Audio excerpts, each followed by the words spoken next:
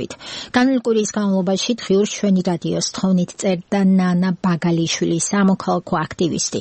მოისმინეთ, როგორი იყო მისი კვირა.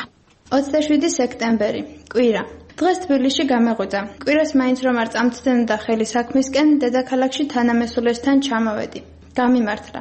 პირველად ბოლო რამოდენიმე კვირის განმავლობაში 11 საათისკენ გავიღვიძე. თვარი გავახილე თუ არა, ჩემი რიტუალი შევასრულე. ავტომატურად ტელეფონისკენ წავიღე ხელი, Facebook-ი შევამოწმე. ჩემი წნორელი მეგობარი ნაწყანი წერდა, რადგან თანასოფლელი მოძღვარ ჩვენი ორგანიზაციის მოხალისისთვის უთქვამს, რომ ჩემი მონაა. გამეცინა. გაბრაზებით როგორ გავბრაზდებოდი, მაგრამ წყენით ცოტა მეც ვიწყინე. მოქალაქეს მით უმეტეს სასულიერო პირს რატომ უნდა გინდოდეს სოფლების გამოცოცხლებისთვის მშრომელ მოხალისეს აგდებით დაელაპარაკო და ვინმეს მონაუწოდო. გული მწყდება. ეკლესია მოხალისეობრივი კულტურის დანერგვის ინსტიტუტის უნდა იყოს და ლამის პირიქითაა. ხო და ამიტომ გადავწყვეტე წნორელი სასულიერო პირები დავპატიჟო ჩვენს ოთახში. ასევე ვეძახით ჩვენი ორგანიზაციის ოფისს. გავაცნოთ ჩვენი საქმიანობა, ასევე მოხალისეობის ცნება და ჩვენს ქვეყანაში თუ უცხოეთში კულტურულ-საგანმანათლებლო სერვისების მქონე ეკლესიების გამოცდილება. იქნებ ამის შემდეგ მაინც შეიცვალოს მათი პოზიცია და მოხალისესაც აღარ უწოდონ მონა. ამ ამბით განწყობა წამხდარი ავდექი. საკუთარ თავთან სიჩუმის დიალოგები დავიწყე. მერე ფიქრით შემსაყვარელ ადამიანებს ჩამოვარბინე და მეხსიერების არქივებიდან გამოვალაგე გოზინაყა მოგონებები. ცოტა ხნით ჩემი თანამესულის ნახატების დავათვალიერე. მიხარიო, გულშემატკივრობ, რომ ხატვა 23 წლის ასაკში დაიწყო და ასე ახერხებს თვითგამოხატვას. საღამოს ჩემს თანასოფლელ თათიასთან მივდივარ სამსახურში. ფული უნდა გამოვართო, რომელიც მან და მისმა რამოდენიმე მეგობარმა შეაგროვეს. უნდათ ჩვენს თანასოფლელ სოციალურად გაჭირვებულ ბავშვებს სპექტაკლზე დასასწრები ბილეთი შეუძინონ. კონვერტით გადმომცა ფული და წამოვედი. კიდევ ერთი შეხვედრა მაქვს. სანამ დანიშნულების ადგილზე მივიდოდი, თათიაზე და ჩვენ სოფლებზე მეფიქრებოდა. არ უნდა უშვებდეს მუნიციპალიტეტი თათიას მსგავს კადრებს დედაქალაქში. გული მისკდება. სოფლებიდან გარბიან ახალგაზრდები. გარბიან და თითქოს ყრიან კიდეც. კვირა გამოვიდა სანატრელად კარგი, დავისვენე. ადრე დავიძინებ. ვიცი გადარბენა კვირა მელოდება. ფესტივალისთვის დიდი სამზადისი გვაქვს. 28 სექტემბერი, ორშაბათი. დილით ფართხაფურთხით წამოვხდი. ვიცი დღეს ბევრი უნდა მოვასწრო. თავს ძალა დავატანე და სამზარეულოში შევირბინე. ვაშლი ავიღე. თან დღის გრძელი გეგმის წერა შეუდექი. მერე სარკეში ჩავიხედე. საკუთარ თავს გავუღიმე. შევაქე კიდეც გასამხნევებლად. სახლიდან გავედი. მარშრუტკიდან პასუხობდი Facebook-ზე მიღებულ წერილებს. ერთი თანასოფლელი მთხოვდა ახმეტელის თეატრის სპექტაკლზე დასასწრები ბილეთები დამეჯამშნა მისთვის და მისი მეგობრებისთვის.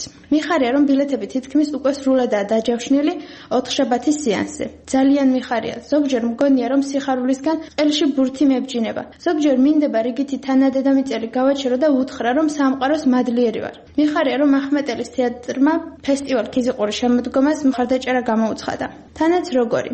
ჩვენ ვერც კი შევბედავდით იმის თხოვნას, რაც თვითონ შემოგთავაზა. ჩამოსულიყვნენ საკუთარი ხარჯებით სიღნაღის თეატრში, საბავშვო სპექტაკლი ჩამოიტანათ და ბილეთებიდან გაყიდული თანხა ფესტივალის საორგანიზაციო ფონდში გადაერიცხათ.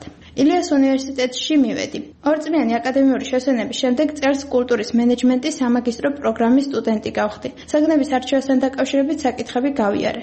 აქვე საზოგადოებასთან ურთიერთობის განყოფილებაში ჩევირბინე. მათთან განცხადება ჰქონდა დატოვილი, რათა ფესტივალ ქიზიყური შემოდგომის მხარდაჭერები ყოფილიყნენ და სკოლების სახელოვნებო წარმოდგენებში გამარჯვებულები დაეჯილდოებინათ. სიხარულით მიიღეს ჩვენი შეთავაზება და სასაჩუქრო პაკეტების ვერსიები განვიხილეთ.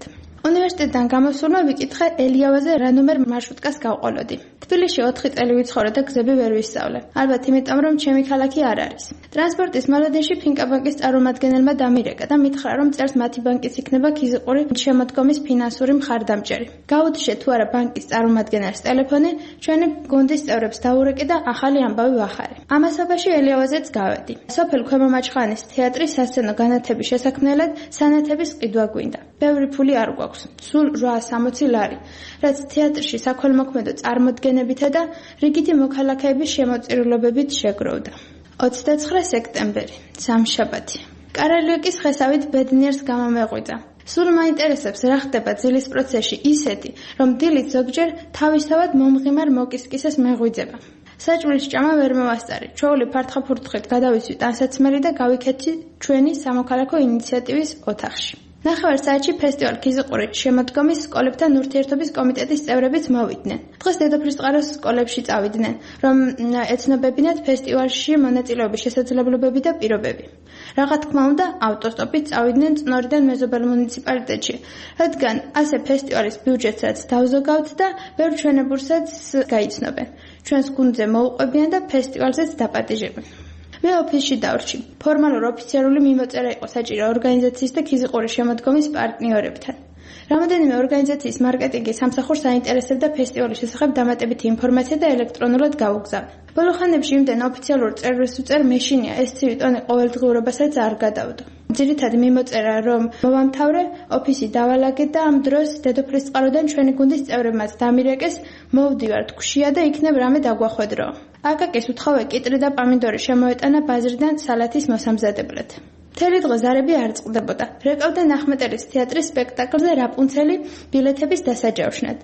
ასე მეტი თანამუნიციპალიტეტელისთვის მოგვიწია უარის თქმა, რადგან ბილეთები სრულად გაიყიდა წინა დღეს. გთხოვდნენ კიდევ მოგვეწვია ახმეტელის თეატრის დასი. საღამოს სახლში მისვლა მამასთან და ჩემს რძალთან ერთად საჭმელების მომზადება გავაგრძელე. ხოლო ახმეტელის თეატრის სპექტაკლის შემდეგ, რომ უმასპინძლოთ, გემრიელობებს ვამზადებთ. თან Facebook-ში დედას ვწერთ ჩვენს ამბებს. დედა ემიგრაციაშია და როცა ჩვენ სახლში განსაკუთრებული სამზადისია, ისიც მუდმივად ონლაინაა და კითხულობს რას და როგორ ვაკეთებთ. 30 სექტემბერი, 4 შაბათი. ამ დილით ჩემი ბიჭის ზარმა გამაღვიძა. თვითონ უფრო ადრე იღვიძებს და მეხმარება ხოლმე, რომ მეც ადრიანად დავიწყო დღე. თხოვს სახლიდან სანამ გავალ შევჭამა. მეც პირობა არ გაუტეხე და მამაჩემი შედედებული მაწონი ამოუჭამე. 11 საათისთვის საქართველოს სტრატეგიული კვლევებისა და განვითარების ცენტრიდან სტუმრები მივიღეთ. ჩვენ სამოქალაქო ინიციატივა მათი მხარდამჭერით ვცდილობთ, რომ ინსტიტუციონალურად განვითარდეთ. ხშირად ბევრ და კარგ საქმეს რომ ვაკეთებთ, ეს კარგია, მაგრამ თუ არ ავაწყოთ სტრუქტურა, სტრატეგიულად თუ არ დავგეგმეთ და ვიმოქმედეთ, შესაძლოა ჩვენი დაწყებული საქმეების სიცოცხლიანობა მოკლე იყოს. ეს უკანასკნელი კი ძალიან მაშინებს. ნერწყვი მიმლაშდება იმის წარმოდგენაზე, რომ შესაძლოა ჩვენი დაწყებული საქმეები არავინ გააგრძელოს. მოკლედ წერს ამაზე ვმუშაობთ და ყველას ვიწვევთ მრჩეველთა საბჭოში, ვისაც სურს რომ ჩვენი დაწყებული საქმეები უფრო ფართო მასშტაბით და უფრო მყარად გავაკეთოთ. შეხვედრის დასრულების შემდეგ სამშენებლო მაღაზიაში ჯაჭვის საყიდლად გავედი. წნორის მცირე და საშუალო ბიზნესის წარმომადგენლებმა, მარი მარკეტის მაღაზია კოდაკის და ერთ-ერთი წისკვირის წარმომადგენლებმა მიიღეს ჩვენი წინადადება, რომ წნორის სკვერში არსებული საბავშვო ატრაქციონების რეაბილიტაციისთვის თანხა გაეყოთ. მეც ამ თანხით ვიყიდე საქანელებისთვის საჭირო ჯაჭვი. თანამუნიციპალიტეტელ ოთარ ბიძინაშვილს მიუტანე, რომელმაც თავის მხრივ თანხმობა განაცხადა, რომ მასალის არსებობის შემთხვევაში მისი კომპანია უფასოდ შეასრულებდა სარემონტო სამუშაოებს.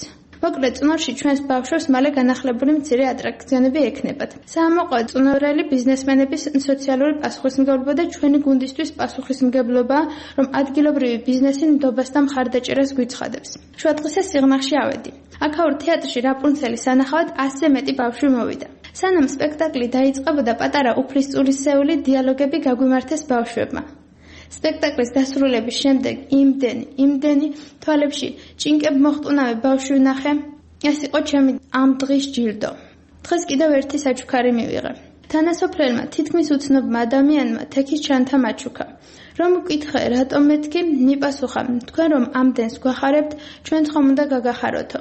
ასეთი შემთხვევები მამხნევებს და ბიძგსმატებს, რომ მეტი გავაკეთოთ. საღამოს ახმეტელის თეატრის დასის სამხატვრო ხელმძღვანელთან ერთად დავგეგმეთ სიღნაღის მუნიციპალიტეტის 9 მუზეუმში გასამართის შეხვედრებისა და ვორქშოპების თემები. გვიან საღამოს თბილისში წამოვედი. ღამის 10 საათზე შეხვედრა მქონდა კლუბი მტკვარზე. კლუბის მფლობელებმა არაჩვეულებრივმა ქეთიმ და ნოდომ შემოგთავაზეს, რომ ფესტივალ ქიზიყურ შემოდგომაზე ჩამოვლენ საკუთარი ხარჯებით და ელექტრონული მუსიკის ღამეს გამართავენ. 1 ოქტომბერი, 5 შაბათი. გამთენიისას ბაკურიანისკენ წამოვედი. ქუთაისის მერიის მიერ ორგანიზებულ ახალგაზრდულ ბანაკში ორ ნაკადს ხვდები, რომელთანაც ვისაუბრებ მოხალისეობაზე, მოხალისეობის როლზე სამოქალაქო საზოგადოების გაძლიერებაში და გავაცნობ ჩვენი ორგანიზაციის სამოქალაქო ინიციატივის გამოცდილებას. თბილისიდან მიკროავტობუსი დილით არ წამოვიდა. ამიტომ ბორჯომში ჩავედი, სადაც 3 საათამდე უცადე ბაკურიანისკენ წამსვლელ ტრანსპორტს. დიდად არ ვიდარდე. მთელი 3 საათი მქონდა ფესტივალ ქიზიყურის შემოდგომის საქმეების მოსაგვარებლად. ჯერ წნორში მცხოვრებ ინდოელ ფერმერთა ასოციაციის ხელმძღვანელს დაუკავშირდი და შევთავაზე ფესტივალში მონაწილეობა. შემდეგ ფესტივალის ფოტოგრაფთან მამენესთანაც დავაზუსტე, როდის ჩამოვიდოდა ახალციხიდან წნორში. ლეპტოპიც გავხსენი, ორგანიზაციის ინტერნეტ ბანკინგში შევედი. 87 ლარი კიდევ ჩაერიცხათ ფესტივალ ქიზიყურის შემოდგომის საორგანიზაციო ფონდში ჩვენი გუნდისა და ფესტივალის მხარდამჭერებს. 1000 ლარამდე იქნება რიგითი მოქალაქეების მიერ გადმორიცხული თანხა. მიხარია, ეს თანხა 1000 ჯერ ძვირფასია, ვიდრე რომელიმე ფონდის ან სახელმწიფო ინსტიტუტიდან მიღებული 1000 ლარი. როგორც იქნა ბაკურიანამდე ავაღწია. სახალხოს ბანაკის პირველი ნაკადის ახალგაზრდებს და ქუთაისის მერს შევხვდი. ახალგაზრდებმა თავიანთი ქალაქის მერს შეკითხვები დაუსვეს, პასუხებიც მიიღეს. თან ისეთი, როგორცაც ალბათ ყველა ქალაქისა და სოფლის მაცხოვრებელი ინატრებდა. თურმე ქუთაისს აქვს 40,000 ლარი ახალგაზრდული ინიციატივების მხარდასაჭერად. ასეთი ფონდები ყველა მუნიციპალიტეტს უნდა ჰქონდეს. თუ გვინდა რომ ახალგაზრდებს განუვითაროთ პრაქტიკულად კეთების უნარები, სოფელი შეუყვარდეთ და იქიდან გაქცევა ნაკლებად მოუნდეთ. 2 ოქტომბერი, პარასკევი. ცოტა ადრე გავიღვიძე, სანამ ახალგაზრდებთან შეხვედრას დავიწყებდი, ბაკურიანის ორღობეებში გავისეირნე. სული შემეკრა ძველი სახლების არქიტექტურაზე. ამ სახლებს აკლდათ მთავარი, მობინადრე ადამიანები. ტურისტული ინფრასტრუქტურა ბაკურიანშიც ახალი სასტუმროების აშენებად, სახლების გადალესვა და გზების დაგებად გაუგიათ მხოლოდ. ამ სახლებს ჩუქურთმებიან აივნებსა და სარკმელებს ცოტა მოვეფერე, ფოტოები გადავუღე და წავედი ბანაკის ახალგაზრდებთან. სასტუმროში მოსულმა აღმოვაჩინე, რომ სესიის დაწყებამდე დრო კიდევ მქონდა. დაპირებული წერილები გავაგზავნე ელფოსტით. ჩვენს პარტნიორ CSRDG-ს მივწერე. იქნებ კულტურისა და ძეგლთაძვრის სამინისტროს წარმომადგენელს შეგვახვედროთ მეთქი. საიტზე სამინისტროს არაფერი უწერია წლის პრიორიტეტებისა და რეგიონალური პროგრამების შესახებ. არადა გვაინტერესებს ეს ინფორმაცია. მუნიციპალური კულტურის სახლებისა და მუზეუმების თემებზე აქტიურად ვაპირებ წერს მუშაობას და სამინისტროს პოზიციაც გვინდა ვიცოდეთ ამ საკითხზე. როცა რაიმე სესიას ან ტრენინგს უძღვები, ცოტა ვღელავ ხოლმე. ეს ღელვა თავიდან ქუთაისელ ახალგაზრდებთანაც მქონდა. შემდეგ კი ლაღად შევასრულეთ ჩემი ჩამოსვლის მისია. შესვენების დროს ჩვენი გუნდის წევრს უფრო სწორია ვთქვა ჩვენი გუნდის ოქროს თევზს ქეთის ვესაუბრე. მითხრა რომ წნორში არსებულ ბიზნეს სექტორთან შეხვედრებმა კარგად ჩაიარა. წერსაც ადგილობრივი ბიზნესის წარმომადგენლები დააწესებენ საპრიზო ფონდს ფესტივალ ქიზიყურის შემოდგომის ფარგლებში სხვადასხვა ნომინაციებში გამარჯვებული სკოლებისთვის. ბანაკის მონაწილეებს შეხვედრის მეორე ნაწილში ძირითადად ვიდეოები ვაჩვენე, თუ როგორ აგვარებენ ქვეყანაში და უცხოეთში ადგილობრივ პრობლემებს კრეატიული და მშვიდობიანი მეთოდებით ახალგაზრდული ჯგუფები. მოეწონათ და მეც კიდევ ერთხელ დავრწმუნდი, რომ ჩვენ გვჭირდება პრაქტიკული გამოცდილებების გაზიარება და რწმენა, დაჯერება, რომ კი, ნამდვილად, მეც და ჩვენ შეგვიძლია ჩემს და ჩვენს გარემოზე პოზიტიური ზემოქმედება. საღამოს Facebook წერილები შევამოწმე. ერთი უცნობი გოგონამ წერდა. რამდენადაც ვიცი, ქიზიყურის შემოდგომის პროექტის ავტორი ბრძანდებით. 11 ოქტომბერს დანიშნულ გამოფენასთან დაკავშირებით მინდა გკითხოთ. მინდა მამაჩემის ფერწერული ნამუშევრების გრაფიკისა და კერამიკის გამოფენა. თქვენ ჩემი იმედი ხართ, რომ მამა ფართო ასპარეზზე გამოვიყვანა. ეს გოგონა თურმე ბაკურციხელი ყოფილა და მამამისი კი სასულიერო პირი. უზომოდ გამიხარდა, რომ გამოგვეხმაურა და შეთანხმებასაც მივახციეთ.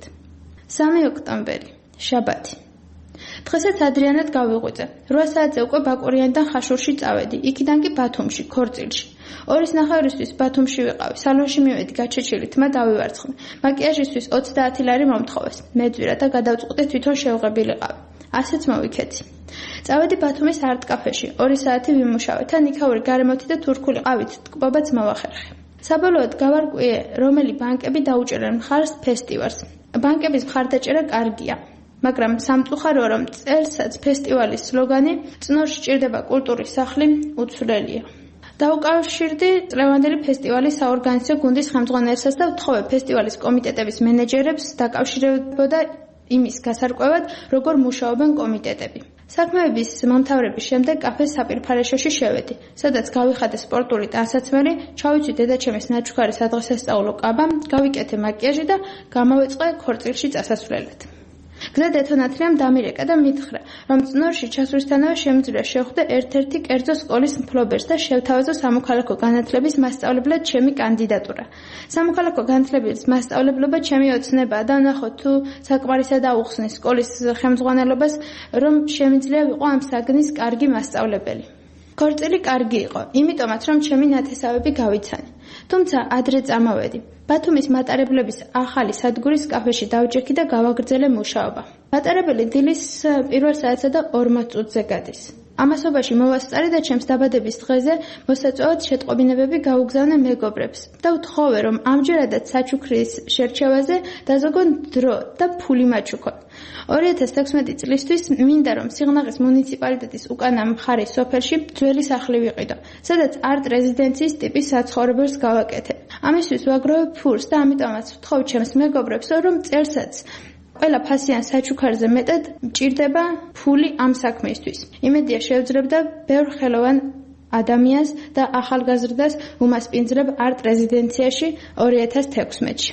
ამასობაში მატარებელი ჩამოდგა ბაქანზე. წავალ, მოვკლათდები. ჩავალ თბილისში. თურქეთიდან საფესტივალო ჩამოსულ დედასაც ვნახავ და ერთად გავკურსხლავთ წნორისაკენ. ნანა ბაგალიშვილმა სამოქალაქო აქტივისტმა აღწერა განვლილი კვირა ჩვენი რადიოს თხოვნით.